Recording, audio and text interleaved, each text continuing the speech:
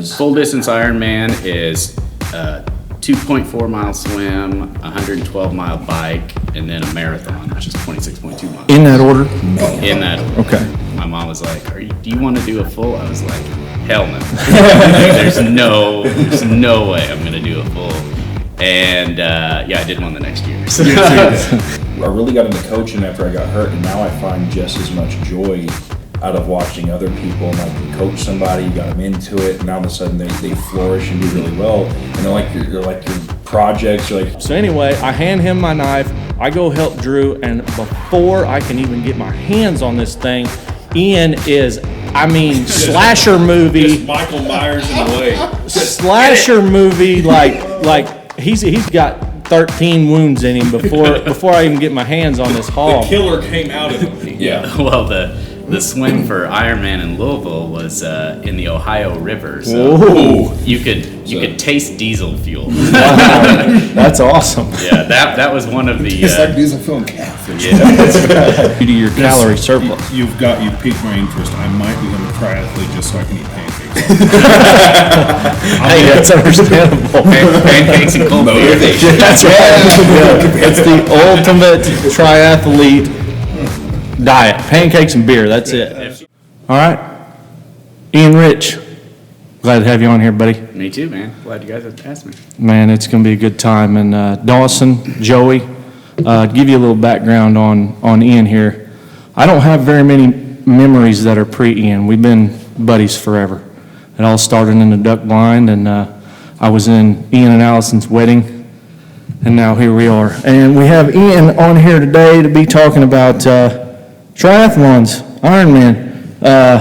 Me and Dawson here, we've been in a few competitions, but nothing even close to an Ironman. No. Neither of us have any knowledge of Ironman competitions. If I run over a mile, I better be running from something or somebody. Yeah. That does not happen for me often. But just like you said, I think this is going to be an interesting talk. We have a physique bodybuilder. We have strongman. We have another strongman here, power lifter. So and then an Ironman, we have like some really different backgrounds here. And let's see how we train, how we live our lives. I'm really curious to see how Ian does these things and how he prepares for them. Yeah, we know, progression, different styles of progression when it comes to strength and stuff. I'm really curious to see how you progress in an endurance sport, because I have no idea. And I think that's probably a good place to start. And we make small jumps in the strength world, to progress. Where do you start to train for, these long distance endurance competitions? Where do you start? How do you make your jumps to get to where you need to go? Well, it's like with anything.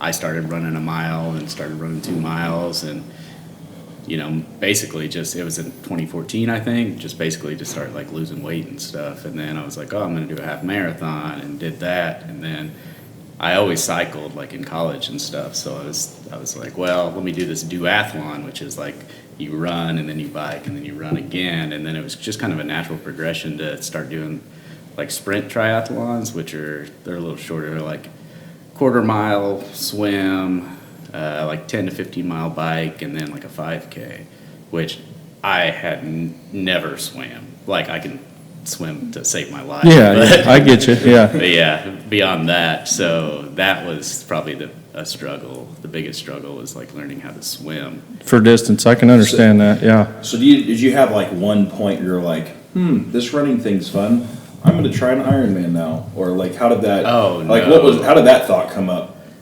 It was all like progression, really. Like you said, it's little baby steps. It was, duathlon and then sprint triathlon, and then they have a distance called Olympic distance triathlon, which is 0.9 mile swim, 24 mile bike, and then 10K, so 6.2 mile run. And then after that, it was like, well, maybe I could do a half Ironman, which is, half distance of an Ironman. And because I had a buddy that was doing them. What is the full distance of an Ironman, just for people that don't understand what that is? Full distance Ironman is 2.4 mile swim, 112 mile bike, and then a marathon, which is 26.2 miles. In that order? Man. In that order. Okay. Do you get nap breaks? Well, you have 17 hours to finish, so. Oh, there's a time cap on Yeah. it. So like after, Yeah. wow. Yeah. So, but yeah, it was kind of a natural progression, and like I said, a buddy that I went to school with he was racing competitively in half Ironmans, and he was training for his first full, and so I picked his brain a bunch, and then did my first half in 2016 in Chattanooga, and after that race, yeah, my mom was like, do you want to do a full? I was like, hell no. There's no way I'm gonna do a full. And yeah, I did one the next year. So, So that's my question for you. I growing up in the Scouts, we had a guy who was with us. We went out on a trip to South Dakota. He was a triathlete, and one day he's like, "Yeah, I'm going to go out for a little run," and he came back. It was like a 15 or 18 mile run. So and of course for me, I'm like, "What's wrong with you?" And but in all seriousness, like what for you now, having been in that world, I mean, what would you say is the motivation and the thing that drives you? Like this is why I keep doing it and why I love it. Good question. yeah. Well, originally it was like the end goal of Ironman, and then after that, it was kind of. I mean, when you finish something really big, you're kind of sad afterwards. Oh, It's kind of like on a hunt. Yeah, you it's know? like the climb. When Yeah. you reach the top, it's like, oh. Yeah, I'm here. so after that, it was a little bit of struggle to get back in. For sure. But luckily, BJ Reach, one of the physicians at the hospital that I work with, he had never done a half Ironman. So the following year, I was like, let's train. Let's go to Chattanooga and do this. And so yeah, so that was what kept me in it in 18. And then my wife started slowly getting into it. And Nice. so that was cool. And then last year we were both signed up to do Chattanooga because you got to pick your courses for like your first one. So Kinda in know what to Chattanooga, expect. yeah, and she had watched me race Chattanooga 3 times, so she knew, and so we were both signed up. And then like before we left, I was like, you know what? I don't really want to race. I want to watch you. This is your first one, So so that's kind of been my motivation now is just her. Yeah. I'm excited for her, like For seeing sure. her progression. I can relate to that 100%. As a strength athlete, and I've competed for 5 years now, and won the amateur national championship, and I was on my way. Then I really got into coaching after I got hurt, and now I find just as much joy out of watching other people. And like you coach somebody, you got them into it, and now all of a sudden they flourish and do really well, and they're like your projects, you're like especially your friends and stuff. Like I got Joey and Dustin both here have competed. Dustin got qualified for a national qualifier. I was more nervous and worked up watching them compete than I ever did competing. So I can absolutely relate to that. yeah. It keeps you into it too. Well, yeah, I can understand like the whole being nervous. Yeah, because from a while and like, I hunt my dog in field trials in the summer and stuff, and I'm never nervous when we're hunting, but when we're out there, I was like, I just really want you to do good. Yeah. So Absolutely. So that's how it is. That's how it was watching her on her first one, and she killed it. I mean, she's way more motivated than I am. Really? Like, if she sets something on the schedule, she's not going to take it off the schedule. Like, rain or shine, she's going to do it. It's happening.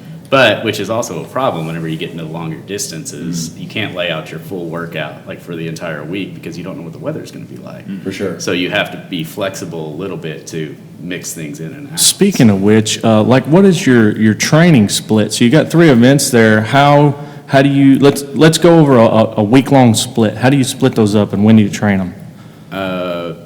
So are we training like for the full? Yeah. Okay, so we're just going to be based on full. Okay, so Sunday's always the long bike ride day. Okay. Because you get up early Sunday morning and you're out before most of the cars are out because people around here don't look for people on bikes. Anywhere. Yeah, and so, I mean, we get our doors blown off every now and again. So Sunday's always the long bike day, 4 or 5 hours, once you're like in the mix of it. And then one of the problems is we don't have a pool like close. That's what I was going to ask you about. How do you Yeah. train swimming? Would drive to Cape, which is tough after work, Yeah. by the time you get home, it's 7:30, 8 o'clock. Yeah. So, but yeah, going over there 3 times a week. I cut it back to 2 times a week after I got like more endurance and stuff. I was like, I can just do 2 long sessions, instead of 3. So, and then, yeah, Saturday's normally the long run, and that varies. I'm pretty prone to overuse injuries, so I don't think I ran anything longer than 14 miles maybe before the full, just because, you don't really need to, just run a lot. Yeah. So you say you train 5 days a week, 4 days a week? It's 5 for sure. 5? And well, it depends on the week too, Yeah. Sometimes you just got to listen to your body and, just. Oh, yeah. And you train 1 event a day? Or is there any days where you train 2 events in a day? It or? depends. It depends. Like I would go over and swim, and if I had the day off, I would go over and swim. And while I was over in Cape, I would go get on that trail that they have over there and run. you Yeah. know? So it just depends on the day. For sure. Gotcha. But So coaching questions, this is really sparking my interest. So as a strength coach, we have meso, micro cycles, we do 4-week blocks and then peak, and we kind of like progress things till we reach that top end, like 95%, and then we back off for a little bit. Is it similar in setting up, like It's if you're exact same. exact same? So you Exact have same. you set it up exactly. yeah. Interesting. The 2-week taper before the race. So you is do kinda- a peak, you do a yeah, taper. All right, so it's kind of tough, interesting. you know. Yeah. Well, I had no problem just laying off, you know. Yeah, Yeah, I'm yeah. fine. I've been doing this all year. Yeah. I'm tired of it, you know. But yeah, it's the same thing. For sure. Yeah, you got to let your body heal before, Absolutely. you know, a long day like that. Oh, And that- yeah. And that's a very good understanding for anybody listening that wants to get into training or is into training and they're just super motivated. Like you have to give your body the time to recover, and that goes with any sort of training. Yeah. You know, it's not just let's get motivated, all jacked up on some energy drinks and some caffeine and go hard 6 days a week. That's a recipe for disaster. Yeah, I mean, you get to a point and you're literally going backwards. Absolutely. You'll climb for a while and then you'll plateau, and then not just plateau, you will go downhill, backwards. Yeah, you'll detrain. Yeah. You sit and we see it. I see it time and time again. People get motivated at the beginning of the year. They get after it for 3 weeks, and then they're just like, man, I feel like crap. My brain is shutting. Like I can't think. I can't sleep real well. Yeah, because you're overtrained. That happens. You just stress the body out more than it can your handle. body will feel like trash, and then, Yeah. like you said, like you'll kind of lose motivation and stuff. For sure. And then, I mean, especially like endurance sports, like running a lot is just terrible for your body. Oh, yeah. Like, I mean, overuse injuries are huge. Oh, yeah. So you have to listen to your body, and like sometimes you need to back it off. So I train a couple cross country kids right now, high school youth athletes, and all 3 of them have hip issues. Yeah. I got to work through. All 3. It's very common. I'm seeing that. We have a. I've got one I'm dealing with right now. It's fun. It's something that I see a long distance runner, I can almost immediately, when we start getting them to squat or something, you see like lacking of external rotation out of one of the hips or a shift from one of the hips. And we actually work with one of the local doctors in Southern Illinois, Dr. Pedigo, Southern Spine and Rehab, and we co-manage a few. We have an Ironman woman that we've worked with in hip issues. Is that a common injury that you see in running game, or is that just something that's just random that I'm seeing right now? No, it's slightly common. I'd say the most common is stress fractures. Oh yeah. Yeah, I bet. I mean, yeah. Like in your feet mostly, or where at? Shins? I had a tibia stress Yeah. fracture, and I mean, in your feet, if you're not careful, but yeah, so stress fractures are huge. Allison, my wife, had one. You know, she's still getting over that one. So How long does it take to recover from that? that's a good question.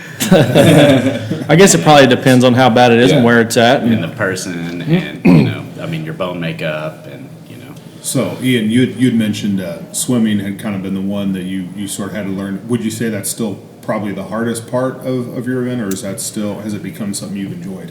I wouldn't. Well, it's the hardest to train for just because it's boring staring at a black line, for hours.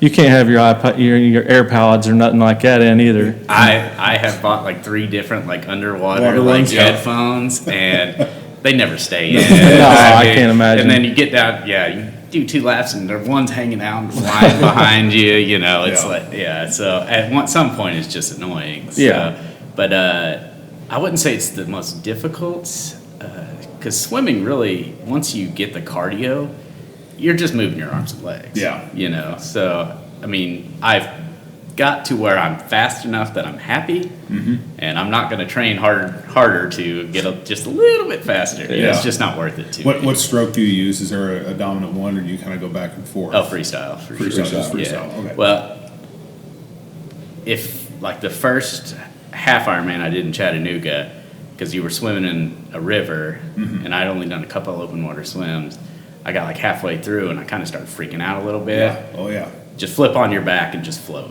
Yep. And just float for 10, 15, 20 seconds and breathe, and then I flipped back over and I was fine. Yeah, that's, you know. I think I probably have done, in my time in Scouts, about 10 different mile swims, but the coolest one was out on a spring-fed lake again out in South Dakota, and same deal. I had a moment where we were going, I think it was 4 basically laps of this lake, and like by the middle of the second one, I just freaked myself out thinking about the water. I mean, it's a mindset It's thing. pretty unnerving to just be staring down at nothing. You know? Yeah. And especially like swimming in like the lakes around here, they're all kind of nasty. Yeah, like 4 or 5 foot max visibility. Yeah. Well, the swim for Ironman in Louisville was in the Ohio River, so Whoa. you could taste diesel fuel. Wow, that's awesome. Yeah, that was one of the. It's like diesel fuel and catfish.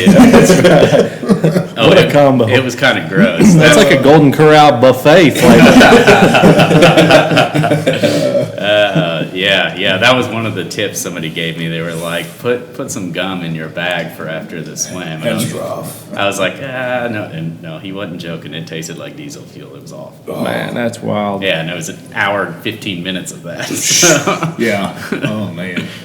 So say if, someone comes and goes, man, I really want to do an Ironman someday. I want to train for it. I have an 8-month goal. I want to get there. Where do you start? I've told a bunch of people that anybody can do an Ironman, really. And if somebody told me that before I did one, I probably would have scoffed at it. But it really just takes dedication. And I don't know about going from zero, like having no workout experience, to doing a full Ironman like in 8 months. You probably could. What would be that time frame you would say if someone goes, I haven't ran, I haven't done anything. Yeah. I want to do an Ironman in my life.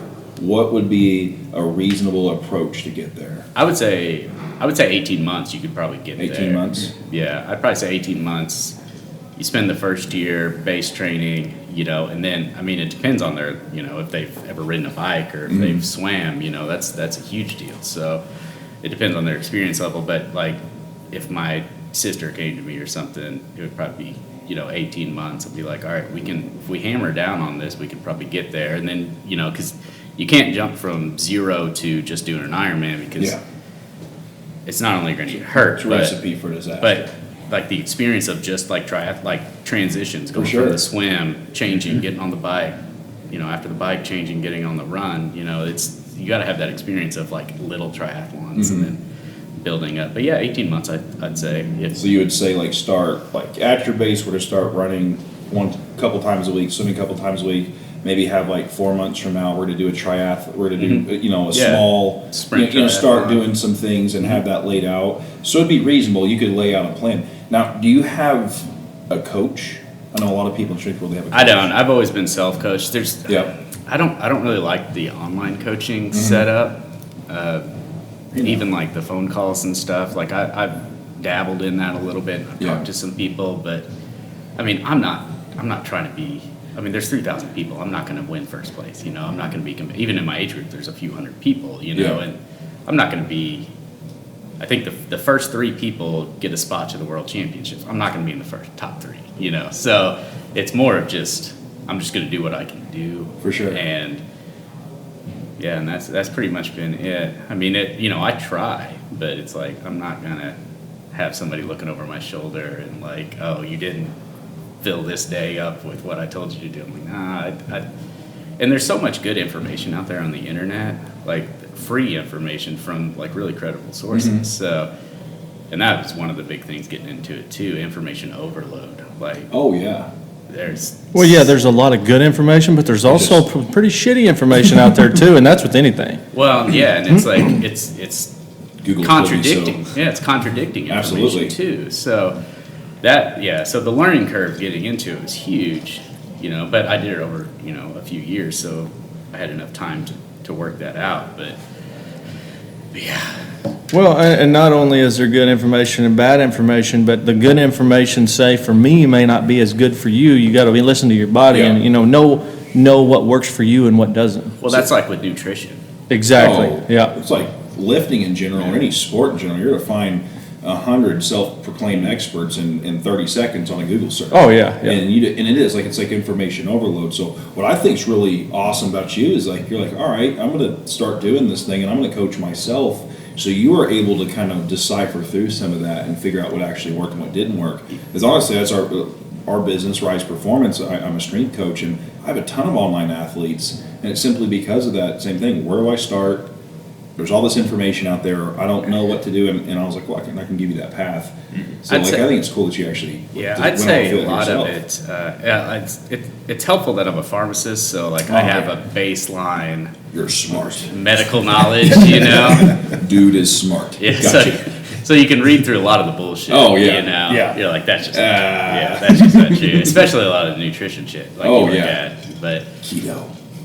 No. We getting into that? No. Are we getting into that? I mean, we could. From a pharmacist standpoint, keto. What do you think? Go for I think it's okay in small spurts. Well, yeah. Excellent. I mean, there's a million diets out there that work, but to me, if I recommend one, it's find one that you can sustain. Sustainability. Yeah, I mean, that's with anything. But yeah, Yeah. I think keto's fine in small spurts. I it. mean, It's not what you. It's not the ideal body chemistry. Like you hear, like, oh, But you're in a ketogenic that's- state. You're smarter. That's been faster. That's been the thing, You're for, Batman. for me. Yeah. A big part of my journey this last year has been a lot of weight loss, and really over the course of 5 years. And so I had that. What diet are you on? And I'm like, I ain't, and this is actually leading to some success for me because I'm not strapping into one of these things. Not to say that I don't diet, but well, it's You just make good smart decisions. choices. Yeah. Yeah, absolutely. sustainability. yeah, Yeah. It's like this is a lot easier and a lot more difficult than you realize. I mean, it's just that way with anything. So. Now, nutrition for an Ironman. Let's talk about that for a second. How do you? I mean, are you counting macros and calories leading up, or are you like, all right, I'm carb heavy on these days, fat heavy on these days? Like, what are you doing there? No, pretty much. I eat whatever I want, like when I'm training, because you're burning so many calories.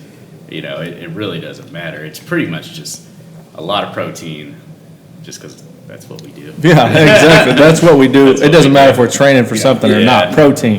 But yeah, and I mean, obviously, like nutrition while you're working out is super carb heavy, But yeah, I eat pretty much whatever I want while in a cycle, just because you're burning. You're so just trying to many get calories. calories in it. At a certain point, You when just you're want doing your that, body. it's like I got to get food in, and it's, Well, yeah, you're burning so many calories. Like if you just ate straight, clean fruits, vegetables, potatoes, rice, and meat, like you can't even reach your calorie goal That's why I say like you'd be that. calorie negative. And Yeah, that's you not cannot what you even want. eat enough of those things to get you to your calorie This- surplus. You've piqued my interest. I might become a triathlete just so I can eat pancakes. All the time. Hey, that's understandable. Pancakes and cold beer. motivation. That's right. Yeah, it's the ultimate triathlete diet. Pancakes and beer, that's it. It fueled me to the finish line. You said a very profound statement there. I have to talk about this all the time with clients and especially youth athletes and their parents.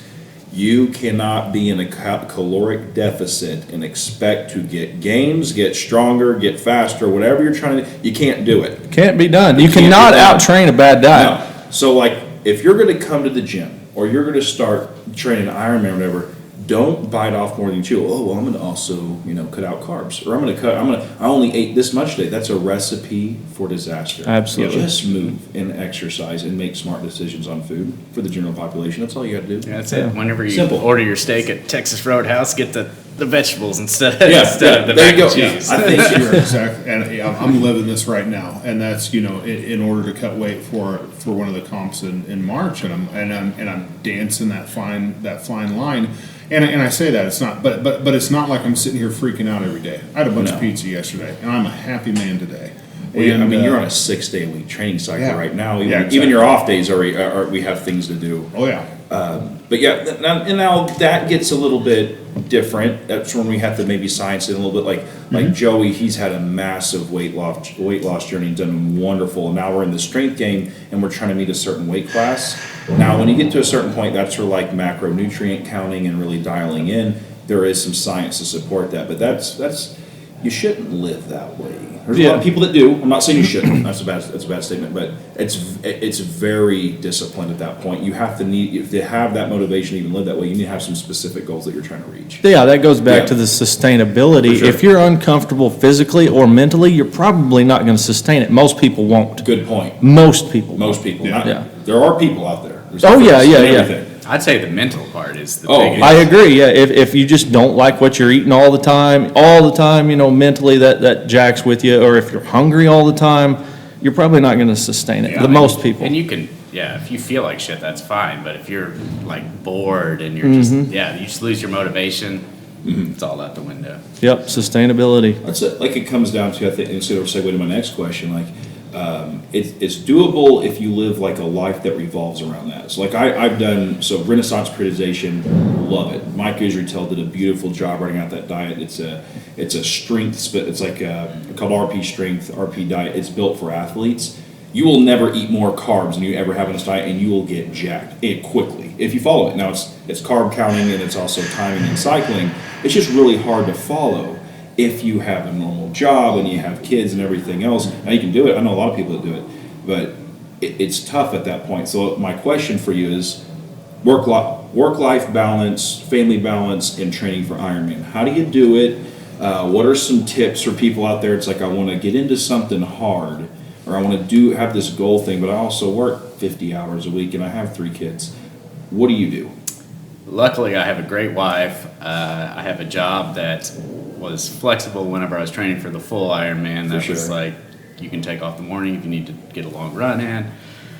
And yeah, I mean, you really can't do it without support. I Yeah. mean, I was going through 3 changes of clothes a day, and my wife was just powering through it, and she was doing all, taking care of the dogs and stuff. I mean, it takes so much time that without the support, it's pretty difficult. Yeah. But beyond that, I mean, we have 2 dogs, which are I can't let them sit in the room forever, Absolutely. So I feel bad about that. It's like, I don't, do I want to go swim today, because I want to get the dogs out. But yeah, without her, it wouldn't have been possible. Yeah. So again, and you've mentioned this a little bit about the difficulty of all the information online. If you had to say that, like, top 2 or 3 resources, or maybe even a community, because obviously your wife being a big support for that, but what resources would you point people to, just off the top of your head, that have been really helpful for you? If you guys hear some noise in the background, we are in a gym, so Yeah. there is some clanging and banging going on. Yeah, it's strongman training. We've got women training for a strongman competition, so they're pretty psyched about it. Absolutely. There's a lot of dancing. Yeah, emotions. dancing, hollering. Holler, yeah. Just Yelling. general heathen stuff, They're out of control over here. Yeah. Anyway, sorry to, jump right in the middle of your question, Joey. No, you're all right. Yeah, no, I've got a couple of good books. I can't remember who wrote them now, or else I would tell you. But they're really beat up, and I just kind of believed in this. Oh, Joe Friel is his name. Joe Friel. Freil, I think. He's got 2 books, and his books were pretty invaluable, like information-wise. He's super respected in the triathlon community. I had him recommended to me, and I started reading them, and he's got a couple training plans in there that I started following before my first half Ironman, and I had a lot of success in my first half For sure. Ironman. I blew my goals out of the water, and I was like, this guy's for real. So motivation-wise, there's a book called Iron War, Ooh. and I've read it probably 4 or 5 times, maybe. That's awesome. And it will get you jacked up to train. Like it's super cool. It's about a couple guys in 1998 or 1988. I'm sorry, at the Ironman World Championship. I think it's 88. Isn't that in Hawaii? Yeah. Yeah, I read a it's little bit Kona. about that. Yeah, Kona, Hawaii. But it's very cool. It's Yeah. it'll get you jacked up to train. Nice. So, yeah.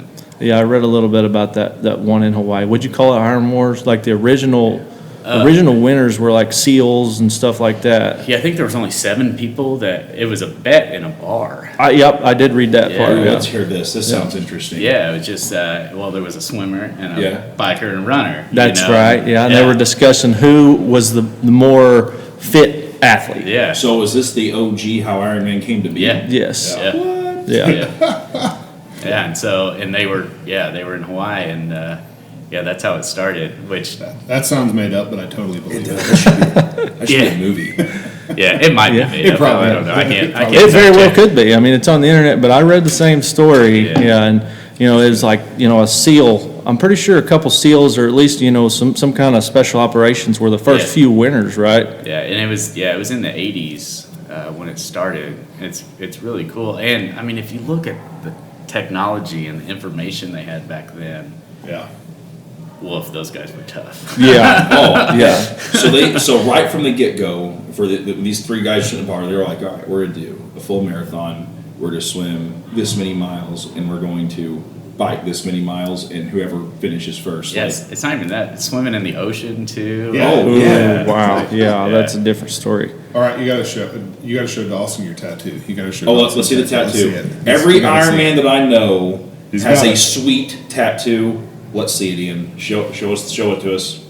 He's got it. Yeah, it's the MDOT logo is what they call it. Everybody gets it on their right calf because when you're passing somebody, you always pass them on their left. So and Etiquette. yeah, Ironman etiquette, I guess. Yeah. See, I wouldn't know that. Respect. yeah, and it's got a fleur de lis in the middle of it. I don't know how to A explain what? fleur de lis. What's that? Yeah, I don't know how to explain that. It's like You gotta show it to him. Just show it. Show it. We got the camera going. oh yeah, Let's see it. Let's see it. I forgot about that. To those joining us on the podcast, you can't see it. Just imagine. So imagine in your head this beautiful piece of artwork on his foot right here. You should be able to see it right there, Yeah. up close to the table level. You should be Oh, able yeah. to see it. Ooh, look at that. That's a big one too. I've seen them like when they have the small little black emblem. There you That's go. actually got the cool. Donkey kick. Look at that right there. That's legit. Nice. I don't feel like you should be. You shouldn't call yourself an Ironman until you complete one and get the tattoo. I Like, that agree, should be yeah, textbook. yeah. Has to Rite of happen. passage for Rite of sure. passage. Yeah. Yeah, I didn't think I was gonna get one.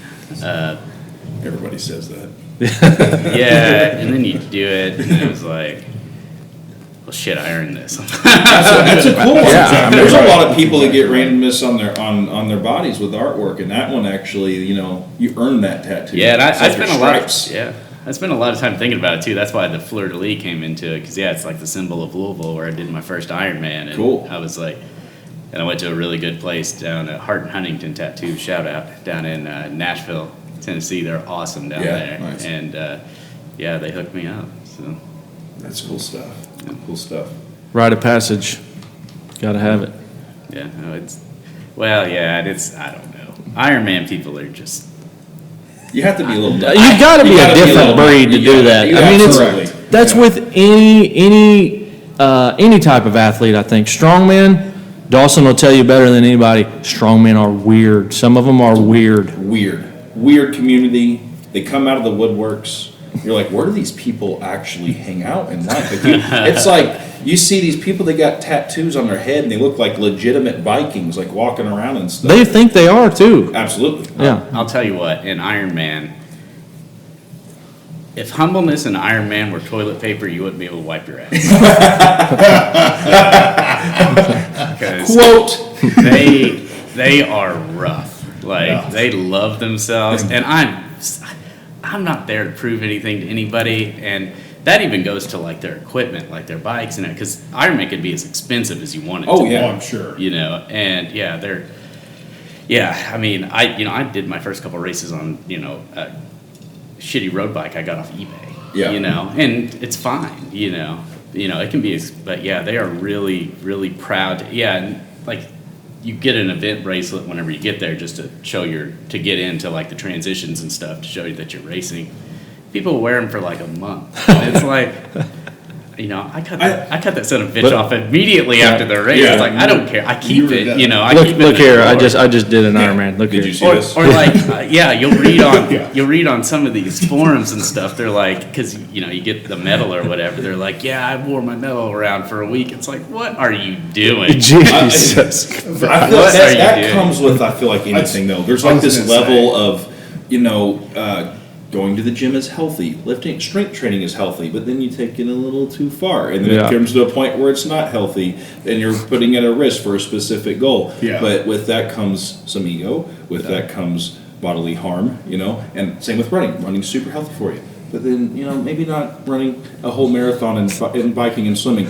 That's Yeah. taking it a little too far, and with that comes the egos and Yeah. comes certain But- personalities that come out. But I also think there's something in human nature that's like this sort of. I mean, there's honor, Absolutely. there's glory that comes with that, like a Absolutely. sense of just sort of like again, I've had a million scout stories today, but I remember the group of us that were the polar bear swimmers every morning. That like we were the ones up at 6:30 swimming because we were like we don't want to swim with all these other scouts, but then it was like the elite group. Oh, but then yeah. there was, Out of like, nowhere, they're huge. we were the Yeah. polar bears. Yeah. You know, Yeah. We're a little bit better than you. Yeah, and you know Yeah, this. exactly. there's an element of pride to it, you know, Yeah. because I mean Yeah, Ironman there should is- be a little ego There involved. is. Yeah, but Competition. over the top stuff is what you're getting Yeah. at. Well, I'll tell you what. The biggest selfish thing I've ever seen in Ironman was when I was racing in Louisville doing the full. You know, it's a 112-mile bike, and I think it was about halfway through. We were climbing a hill, and a girl lost it, pitched over into the ditch, like off her bike, and she was probably 30 or 40 yards in front of me. Probably 30 people passed by her without Right. stopping. Oh man. Yeah, That's rough. It took me 30 seconds to get off my bike, help her out of the ditch, and pick her bike up, That's and put awesome. it back on the road. That's awesome. It's like Come on now. Yeah. Yeah. 30 seconds. Yeah. Are you kidding me? That's where like the unhealthy part of competition comes in. Yeah, And like I was pretty unhappy about that. Oh, I sure. would say, for yeah. sure. It doesn't surprise me though. I mean, I can see that in just about any strength sport. I mean, it's sad, but it's true. Yeah. I mean, Nah. you know, it was my first one. I was scared about making the time limit and stuff, you For know, sure. but I'm not going to leave this girl, you know, laying down in a ditch, you know. Well, hell no. Like you said earlier, you're not planning on getting top three anyway. No. It's a race against yourself. Help this girl out. Yeah. And then go ahead and cross the finish line and let her cross the finish line too. Yeah, if it takes a minute to Whoop-de-doo. help somebody out, Yeah. you know, no, yeah, but that was the biggest selfish thing I've seen. Well, another thing, actually, it's funny. We were on our run in Chattanooga. It was really hot, and I was running behind this girl, and this other lady comes running by, and I guess she was just out of it or something. Turns over her shoulder and just spit all over this girl. Oh, no. I felt, and yeah, that girl No. turned around. It's like, what the fuck? Well, hell yeah, of course, yeah. Bike's going down. Yeah. Yeah, and that lady didn't even just kept going. I was like, oh my god. There are 4 events today. I'll see you in the parking lot. Wow. Oh, loogie in the face. Oh, man. It was disgusting. I was 5 feet away, and it grossed me out. It's, Oh, that's hell that's yeah. human nature, though. Whenever like you're on the, you see that like you're on the path of like you're trying to do this thing, and we rarely stop to help people. I mean, rare people, like you said, 30 people pass before one person helps. So one out of 31 people, Yeah. 1 out of 30 people help somebody, and I think that you can relate that to a lot of different Oh, scenarios for in sure. life. That we get so consumed with our own goals and our own things that we're doing that we really reach over to help out a helping hand. That's a rare person, you know. Kudos to you, bud. Hats Yeah. off. I'm glad to know you, Ian. Yeah, I'm glad to proud have of you you. here. I don't want Proud any of- kudos for that. That's Yeah. that's the You feel- human thing to do. Yeah, I get it. Yeah, I mean, really, that's like a participation trophy. I get it. That's Yeah. everybody should have done what you did.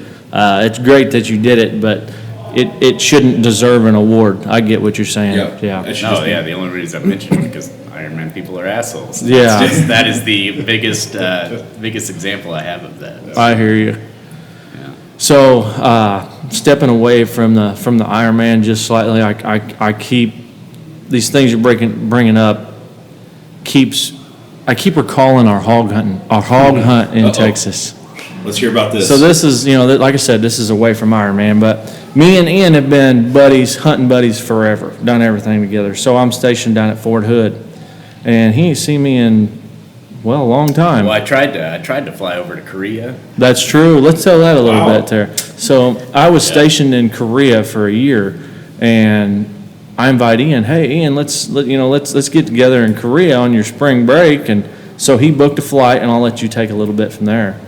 Yeah, so I booked it super early, like, way in advance, because trying to get a good price or whatever, and set to go, and it was a 2 weeks before, 3 weeks before. Probably, yeah. Something like that. And I called Dustin, or no, he calls me, and he was like, can't wait till next week. And I was like, it's not next week, it's the following week.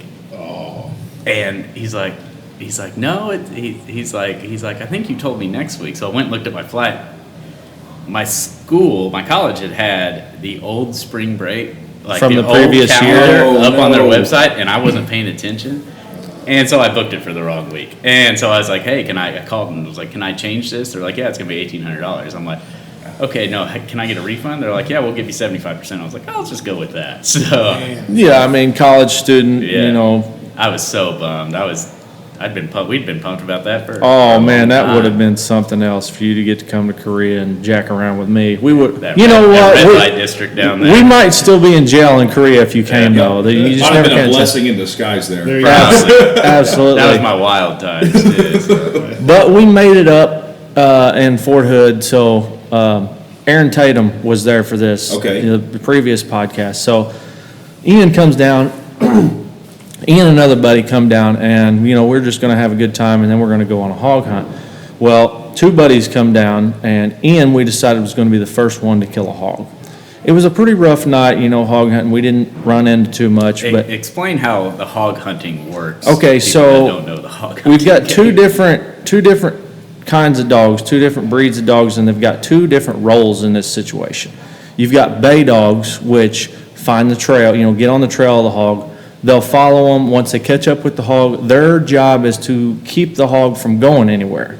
All right, well, we've got catch dogs, which are pit bulls that ride on the four-wheeler with us, and when the hog gets bayed, we get as close as we can, we turn the pit bulls loose, and the pit bulls go and they literally latch on to the hog so it doesn't go anywhere, at least slow it down so we can catch up and get our hands on it.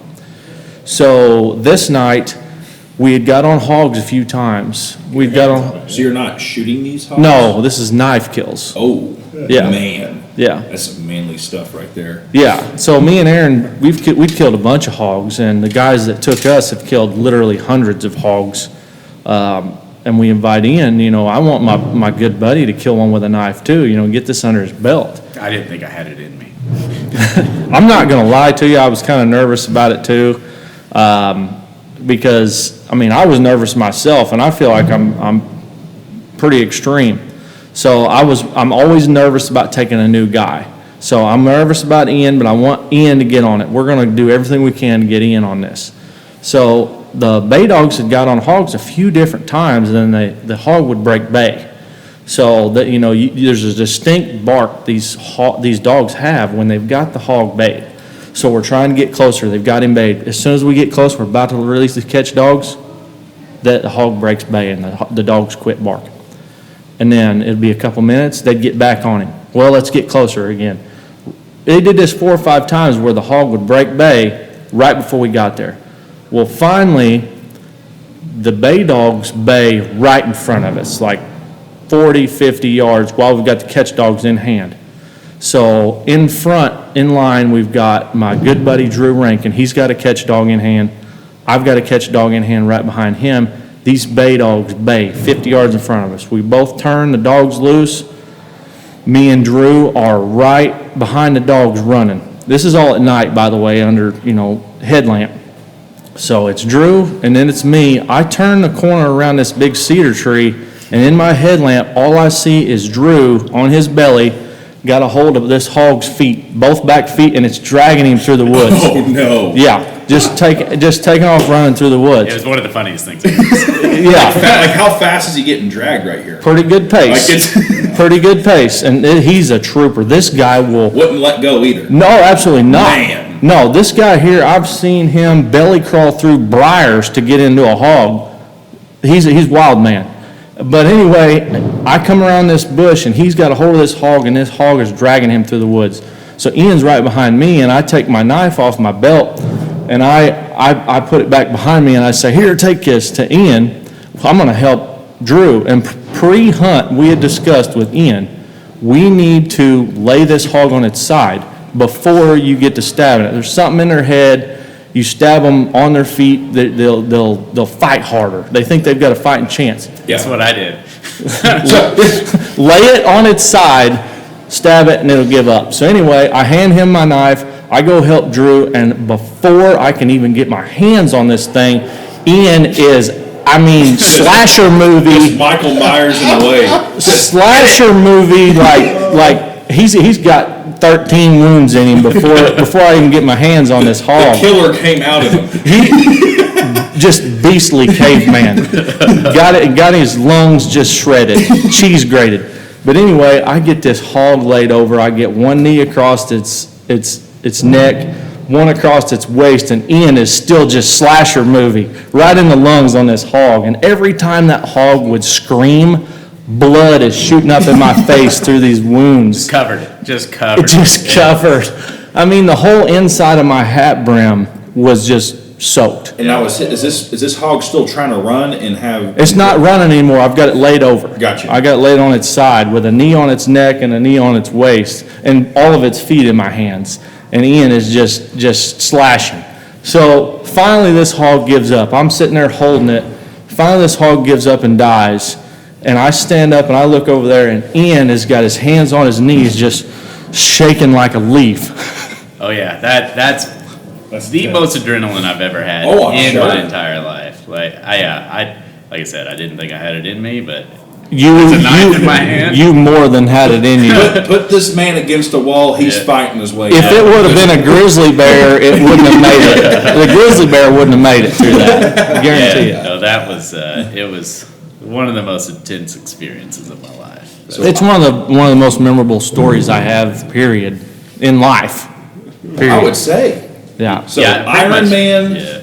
hog slasher, pharmacist. Yeah, what else do we This is the most interesting man in the world right here. What else do you do, Ian? You got any other cool things? He does it What's all. going on? Lover of Lego. Lover. Oh. Lego, really? And I'm sure this isn't just we're building some fun little Legos with the kids. This is probably Elaborate. Like thousands of piece sets. No kidding. I think that's so interesting. Like It really is. I took my daughter to Disney World last year, and there was a Lego land or like the Lego store there where they did the exact all the Marvel characters in full size. Like that's amazing. Oh yeah, That is a level of engineering, like planning ahead. Absolutely. Oh, You can't just throw shit together and then have an Iron Man. They had I think it's like the Loch Ness Monster or something. Someone will get me on this one. But there's like a Loch Ness Monster coming out of Lake. I think it's Buena Vista, or there's like a Disney shop there. It's a full size like dragon looking thing coming out of water. It's amazing. Yeah, It's that is crazy. wild. Yeah, Lego's super cool. I mean, it's just something to do in the winter whenever it gets dark at 4:30 in the afternoon. Yeah. You can't be outside. I don't guess it's any different than putting together a puzzle, but Yeah, more no, elaborate. Pretty And- much. Yeah. Yeah. And then it's pretty. So cool. what's the coolest thing you built with Legos? The most interesting. I'm a huge Harry Potter nerd. Ooh, yes. So I've always have Harry been. Potter. I mean, I bought the first book in like You 98. textbook millennial. Yeah. At the book fair at school. I don't know if they do those anymore. But yeah, I bought the first Harry Potter in like 98, and so I'm a Gryffindor, by the way, Oh, just okay. in case anybody needs to know. But they have Hogwarts Castle. It's 6,000 something pieces. It took me like 25 hours to put together. Amazing. It wasn't all in one. Have you visited Harry Potter World at Of Universal? course, Oh, I'm it sure. is. They did it justice. Yes. They did. Is that butterbeer that they make Butterbeer. now? Is it good? Have you had it? Butterbeer was okay. I don't really like cream soda, and it kind of tasted like cream soda. But Haley and I went there for our what's that called after the wedding? Anniversary? No, not the anniversary. Oh, honeymoon. Honeymoon. That's where we went. We went to Disney and Universal. That's what it's called. Forgot the word. I know. We went to Harry Potter World, and it was pretty amazing. It's, yeah, if you're like, my wife and I are both huge Harry Potter nerds. The detail that they put into it, it's amazing. And I like Universal. I've never been to Disney, but I like Universal. It is an adult theme park. There is booze everywhere. There is. That's what I'm talking about. There's That's my everywhere. style. Now, if you go to Disney World in Orlando, they have like 4 different parks there, and if you go to Epcot, man, adult. Isn't that the big golf ball looking the thing? big golf ball looking thing? I got you. Drink around the world. That's what I. That's funny. everybody says. I work contracting, you know, like and I've worked for like 4 major construction firms. Every one of them claimed thing that they engineered the golf ball. Every one of them. I've worked Wow. for URS. I've worked. What a worked for coincidence. Morrison Knudsen. Now they were everyone. Oh, we invented that. We came up with that. Of course you did. Yeah, I don't know who actually has the claim to fame to that, but I've worked for 4 companies that all 4 claim. Same with hard hats. That's a random fact of the day. I've had like 5 companies I've worked with, and they're like, "Oh yeah, we invented the hard hat." And it's like, well, who actually did it? But anyways, Epcot.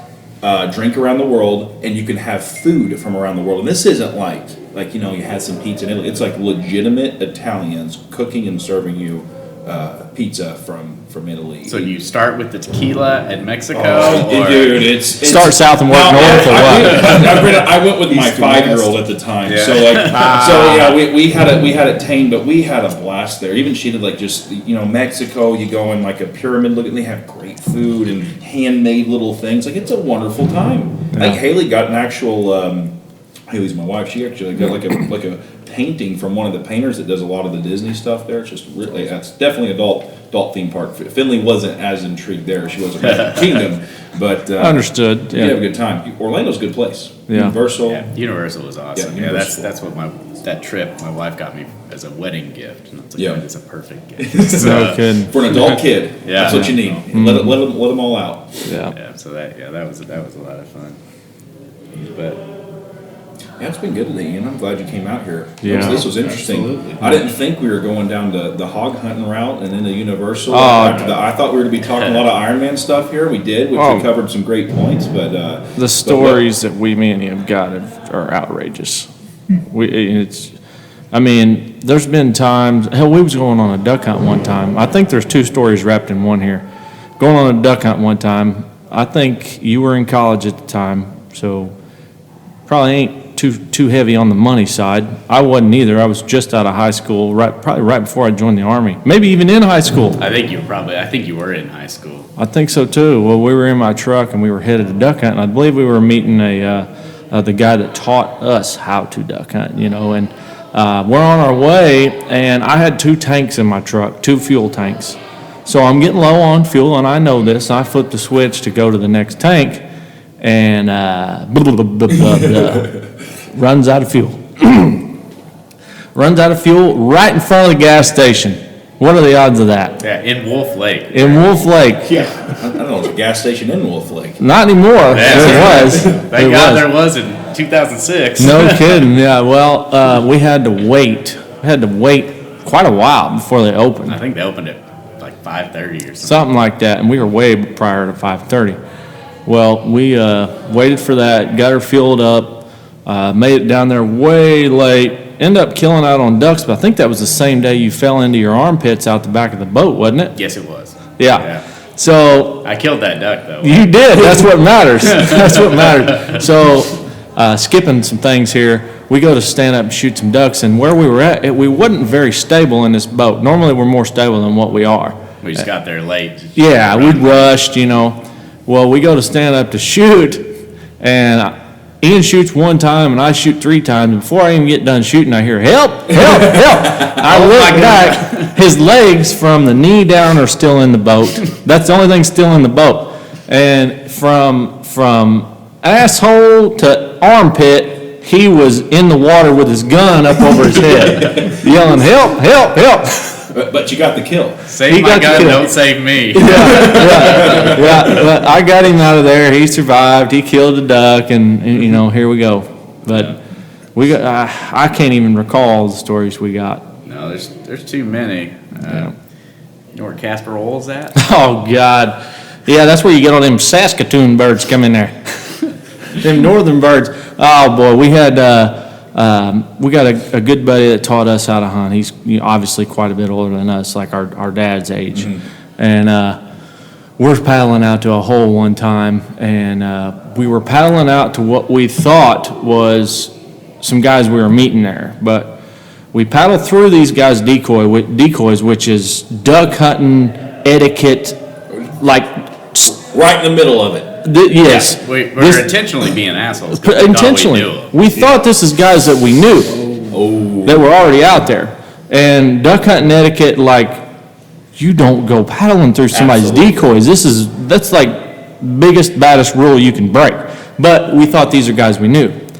Well, we're paddling through their decoys, banging off our boat and everything else. And this They were guy, flashing their lights at us. yeah, trying to get our attention and stuff. But we were playing a joke on the guys that we knew, we thought. Oh, no. We get in there and he's like, yeah, you boys know how to get to Casper Hole. He's doing this northern voice.